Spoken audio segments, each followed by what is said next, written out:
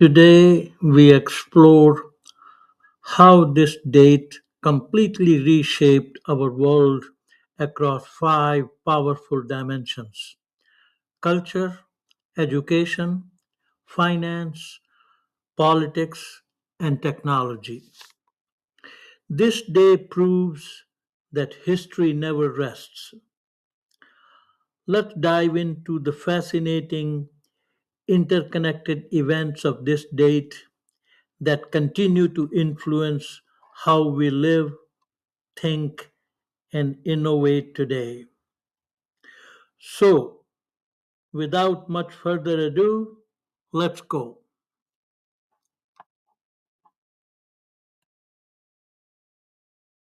So, imagine stepping onto a battlefield that literally ends 23 years of global war, right? Right, yeah. And then boarding a steamship that completely alters North American trade.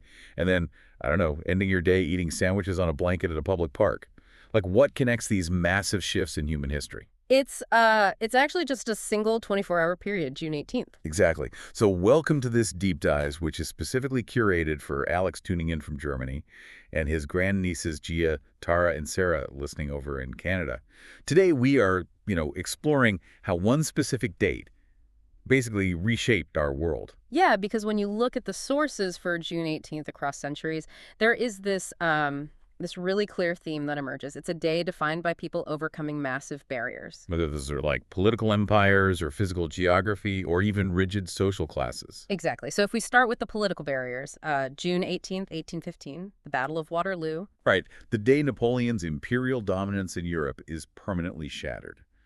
And Alex, since you were listening in Germany, it is definitely worth noting that the Duke of Wellington did not do this alone. No, he didn't. It was the really crucial arrival of Marshal Blucher and his Prussian forces that finally broke the French lines. Yeah, which completely destroyed the barrier of French continental dominance. Right, and it totally shifted the balance of power. It redrew the map of Europe and, significantly expanded the influence of the British Empire. But I mean, the British Empire eventually hit its own barriers too.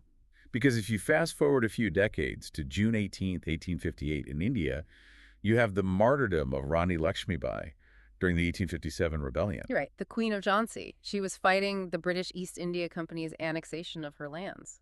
Yeah, and the sources describe her doing something incredible.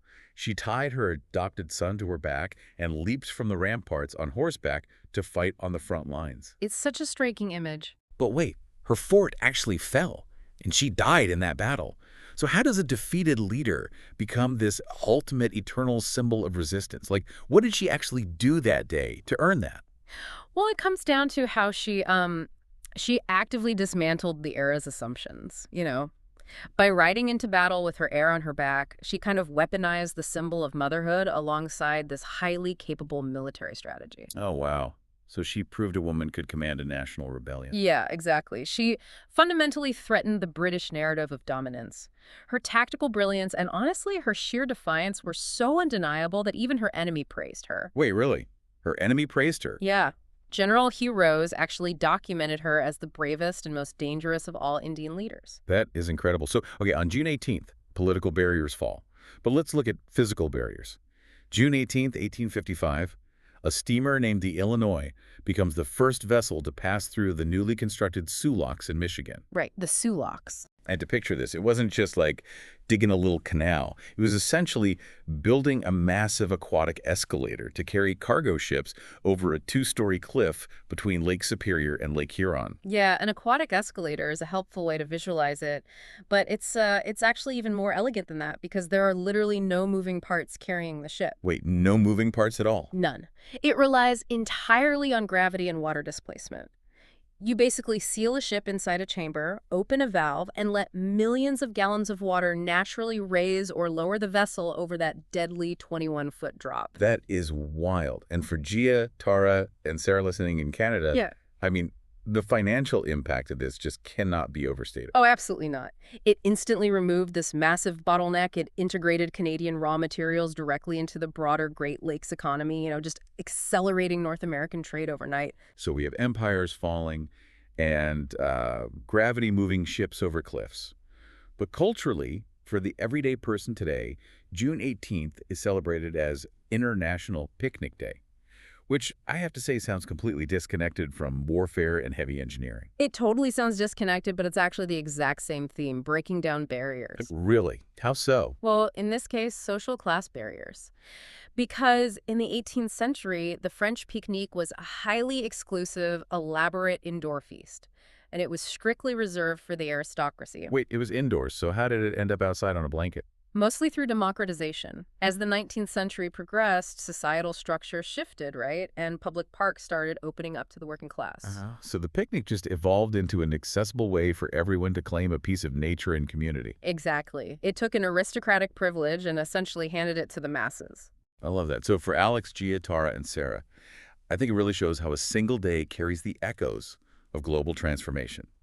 I mean, June 18th is the day Blücher helped end Napoleon's run, Lakshmi-Bai redefined resistance, engineers moved ships over waterfalls, and everyday people basically won the right to enjoy lunch in the park. It's a pretty packed 24 hours, historically speaking. It really is. Yeah. Which leaves us with this thought to explore on your own. If June 18th historically brought us the fall of empires and the birth of modern leisure, what history is quietly being made on this exact date today, right now, that we won't fully understand for another 100 years?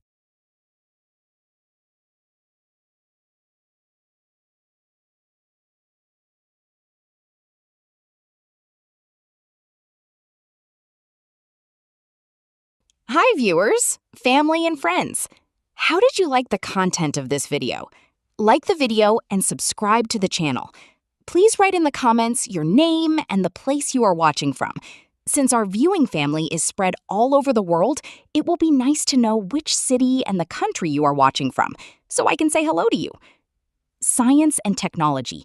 Reading and listening to the historical accomplishments on this date of those who have gone before us, I, as a professional engineer with interest in structural engineering, energy-efficient buildings, ICF construction, and as Google Docs expert with interest in spreadsheet-based solutions, draw inspiration to ask of myself the million-dollar question.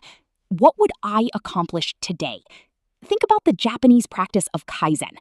Let me know in the comments, what would you accomplish today? Your subscribing to the channel inspires me to post more such videos. Thanks for your patronage. See you in the next video. Sincerely, Yogi Anand.